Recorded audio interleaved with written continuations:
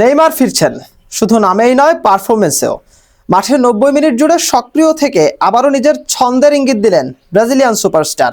ম্যাচে goal assist না পেলেও দলের জয়ে রেখেছেন গুরুত্বপূর্ণ অবদান। আরও বিস্তারিত প্রতিবেদনে। আতলেটিকো মিডের বিপক্ষে পুরো ম্যাচ খেলেছেন নেইমার, সুযোগ তৈরি করেছেন, শট নিয়েছেন আর দলের জয়ে রেখেছেন গুরুত্বপূর্ণ অবদান। তার খেলায় টেকনিক্যাল উন্নতি স্পষ্ট, ড্রিবল, পজিশনিং, সিদ্ধান্ত নেওয়া সবকিছুতেই আগের সেই ধার দেখা গেছে। তবে ফিটনেসের জায়গায় এখনো কিছুটা ঘাটতি রয়ে গেছে। এই ম্যাচে নেইমার শুধু স্ট্রাইকার ছিলেন না, পুরো মাঠ জুড়ে খেলেছেন সব জায়গায়। মিডফিল্ড থেকে আক্রমণ, সবখানেই ছিল তার প্রভাব। বিশ্বকাপ খেলার ইচ্ছার কথা আগেই জানিয়ে দিয়েছেন নেইমার। আর কোচ কার্লো আনচেলত্তিও ইঙ্গিত দিয়েছেন, ফর্ম ধরে রাখতে পারলে তার জায়গা প্রায় নিশ্চিত। ব্রাজিলের সাবেক ও বর্তমান তারকারাও চান নেইমার যেন আবার সেলেসাওদের হয়ে বিশ্ব মঞ্চ মাতান।